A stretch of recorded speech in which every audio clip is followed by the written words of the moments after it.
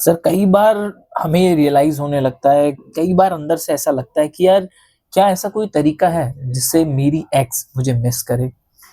अक्सर ये ख्याल आता है कि क्या यार वो मुझे मिस करती होगी। क्या ऐसे तरीके हैं यार जो मैं कर सकता हूँ जिसकी वजह से जो मेरी एक्स थी या जो मेरा एक्स था उसको मेरी याद आए, वो मुझे मिस करे। तो भाई तुम्हारे लिए एक बेस्ट सबसे बड़ी एक सलाह देना चाहता हूँ। पहले तो तुम इस लाइफ के इस रियलिटी को ना अपने जीवन में गांठ बांध के उतार लो। जो भी तुम्हारी लाइफ में कोई भी आता है ना या जाता है, जब तक तुमसे काम है तब तक राम राम है। उसके बाद तुम्हारा क्या नाम है। सबसे बड़ा फैक्ट ना ये अपने जीवन में अंदर से गांठ बांध करके तुम ये हमेशा अपने अंदर रखना चाहिए।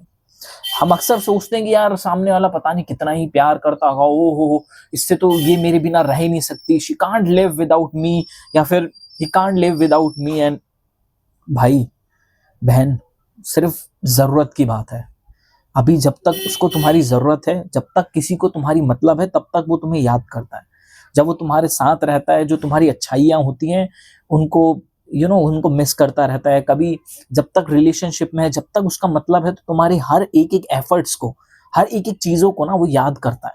इनफैक्ट जब तुम उससे लड़े भी होते हो, आर्ग्यूज भी करते हो ना, तो कई बार उसको आता है यार कैसे लड़ती थी, अरे यार वो गुस्से में ऐसा करती थी यार, ऐसा करता था। लेकिन तब तक जब तक तुमसे काम है। जिस दिन वो सारा भरोसा, वो सारे जो वादे, वो जो सारी कमिटमेंट्स थी ना, सब खत्म होके और रिश्ता किनारे पे होता है ना, तो उसके बाद कोई तुम्हें मिस नहीं करता, क्योंकि उनकी लाइफ में वो अपनी अदर जो प्रायोरिटीज हैं उनमें लग चुके होते हैं, या फिर उनका मतलब कह सकते हो सीधा सीधा अब वो बदल जाता है। तो पहली चीज ये है। तो ये चीज सबसे इंपॉर्टेंट है अपने लिए कि भाई यहाँ पर कोई भी कभी भी तुम्हारी लाइफ में आता है या जाता है तो सब मतलब का है। तो अब इसका नेगेटिव इम्पैक्ट मत पड़ने देना कि तुम बिल्कुल ही पागल से हो जाओ। और ये एक सूत्र है जिसे कहते हैं ना फॉर्मूला, ये लाइफ का ट्रुथ है, लाइफ की रियलिटी है, इसको अपने अंदर रखो। दूसरी चीज, अगर तुम चाहते हो ना कि तुम्हारा जो एक्स है वो तुम्हें मिस करे, तो सबसे पहले जो ये चूतियां वाली हरकतें हैं ना वो करना बंद कर दो। तुम ये सोचते हो कि यार सामने वाला ये कर रहा होगा, वो कर रहा होगा, वो परेशान होगी या होगा, और उस आंडू पांडू को तुम्हें तुम्हारी चीजों से कुछ घंटा फर्क नहीं पड़ता है, और तुम लिए लिए वही चीज को, वही थॉट को अपनी पूरे टाइम की ऐसी तैसी करने में लगे हो, तो वो करना बंद करो। अगर तुम चाहते हो कि तुम्हारी एक्स या तुम्हारा एक्स जो थी या था वो तुम्हें मिस करे, तो सबसे पहले बार बार तुम अपनी तरफ से जो फॉलो अप करते हो ना, अरे कैसे हो, हाय, ये उसको कहीं सोशल मीडिया में स्टॉक करना, पोस्ट पे लाइक कर देना, कमेंट कर देना, उसकी नजरों में आ जाना, या फिर अपनी तरफ से मैसेज ड्रॉप कर देना, तो पहली चीज ये बंद कर। पहली अपने आप से अपनी आपकी लाइफ में झांक कर उसको सुधारने का प्रयास करो, उसको थोड़े टाइम के लिए छोड़ दो। नंबर 2, अपनी खुशी को ना एंजॉय करना सीखो। सामने वाले को ना ये रियलाइज नहीं होना चाहिए कि उसके जाने के बाद तुम्हारी लाइफ बिल्कुल घटिया हो चुकी है।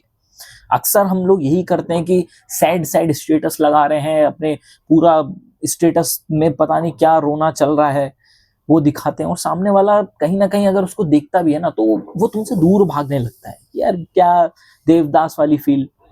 तो पहली चीज, अपनी लाइफ में ना किसी भी इंसान को इतना हक, इतनी प्रायोरिटी मत दो कि वो बंदा तुम्हारे जीवन में सुख और दुख का कारण बन जाए।